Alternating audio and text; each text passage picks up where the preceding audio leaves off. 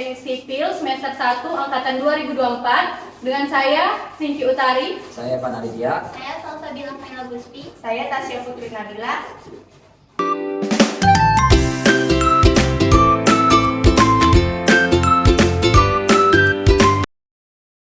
Kita sudah bersama narasumber. Boleh diperkenalkan nama kakaknya siapa kak? Perkenalkan, nama aku Diado. Oke, pertanyaannya, menurut kakak, apa peran agama dalam membuat pemilu yang adil? Agama itu mendorong tentang kejujuran, terus keadilan dalam pemilu. Oke, terima kasih ya kak. Aku boleh perkenalkan dulu ini siapa? Nama aku Gladys. Oke, pertanyaannya adalah mengapa agama mengajarkan kita untuk jujur dalam pemilu?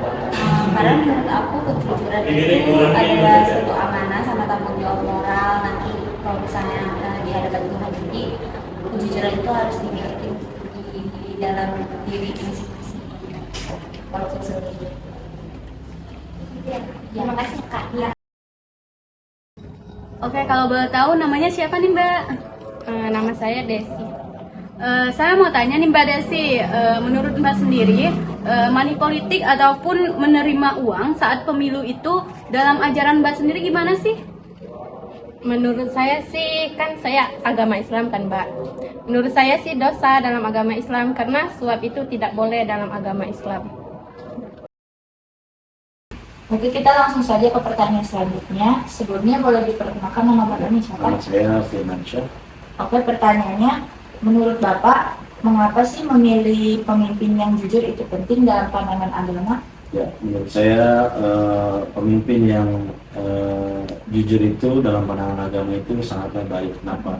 Karena di dalam pemimpin itu harus mempunyai sifat kejujuran. Tapi kalau dia tidak jujur, satu contoh korupsi dan sebagainya, itu akan merusak warganya atau rakyatnya. Tapi kalau mereka jujur, apalagi mengikuti pandangan agamanya yang pemimpin itu punya, semua akan menjadi baiklah ke depannya untuk warga dan masyarakat. Oke, itu saja Pak. Itu aja cukup. Oke semuanya, di sini kita sudah bersama narasumber dengan Mas siapa? Dengan Mas Yan. Oh, Mas Yan. Jadi saya izin bertanya boleh? Hukum agama bagi orang yang curang dalam pemilu itu apa? Ya hukumnya itu kayak pelanggarannya tuh bisa kena pelanggaran hukum moral dan spiritual gitu. Kayak di Islam bisa kena dosa besar, bisa kena siksa neraka. Terus kalau di agama lain kayak ada akibatnya itu kayak karma buruk lah, bucin kayak gitu.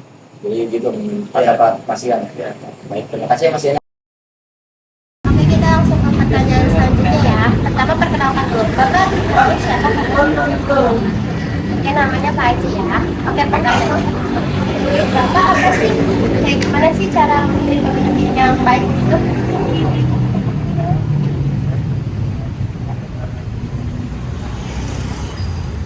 Sudah terangkat prakteknya ya, bisa.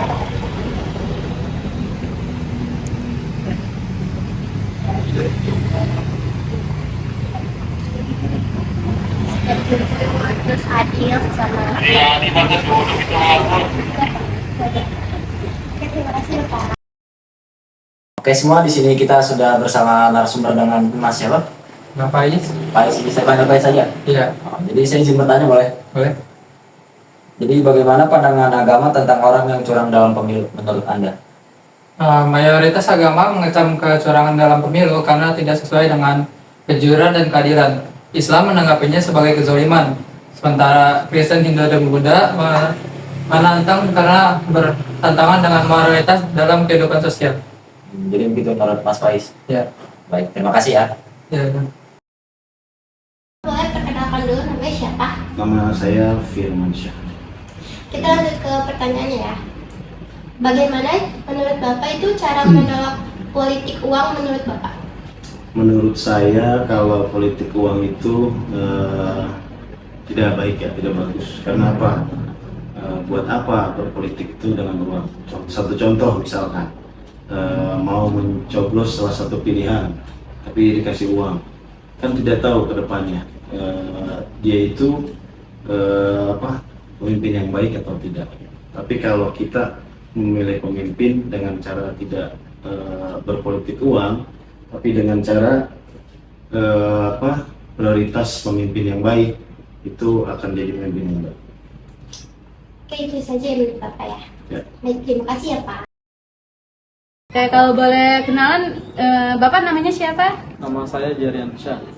Oke, Pak Jeriansa, saya mau tanya nih, apa sih akibat menerima money politik menurut ajaran ataupun agama yang Anda anut sekarang? Saya kan beragama Islam. Menurut agama saya, ketika kita money politik itu sama dengan kita itu menerima suap. Ketika kita menerima suap, di dalam Islam dijelaskan di surah Al-Baqarah ayat 188, itu berdosa. Ketika kita tahu kalau perbuatan itu dosa, masih kita lakukan, ya otomatis begitu berdosa kita. Kita itu kan diwajibkan di dalam Islam menjauhi larangan dan menaati seluruh perintah dari Allah Subhanahu wa taala. Kurang lebih begitu, Mas. Oke, makasih ya Pak. Oke semuanya, di sini kita sudah bersama narasumber dengan Mas siapa? Oke, perkenalkan nama saya Rahman Farinab, biasa panggil Dava. Mas Dava, saya izin bertanya boleh? Oke, boleh. Politik uang dan keadilan dalam agama tuh bagaimana ya? Oke, menurut saya itu politik uang itu ya merusak kesejahteraan rakyat gitu loh. Karena kan itu bentuk kejujuran, namanya kampanye itu bentuk kejujuran dan keadilan lah bagi masyarakat gitu ya. Terus menurut dalam Islam juga praktik uang atau bisa disebut juga riswah itu ya sangat amat diharamkan kan. Dan saya juga kurang tahu kalau dalam agama lain juga mungkin juga melarang praktik uang, karena itu ya itu seperti yang tadi saya bilang, itu merusak kesejahteraan rakyat sih. Jadi begitu menurut Mas Iya. Dava. Baik, terima kasih ya Mas Dava. Wawancarai beberapa narasumber. Nah, jadi kesimpulannya etika dalam pemilu penting itu memastikan proses yang jujur dan adil sesuai dengan nilai Pancasila dan ajaran agama. Politik uang merusak demokrasi, kepercayaan publik, dan masyarakat ke sosial.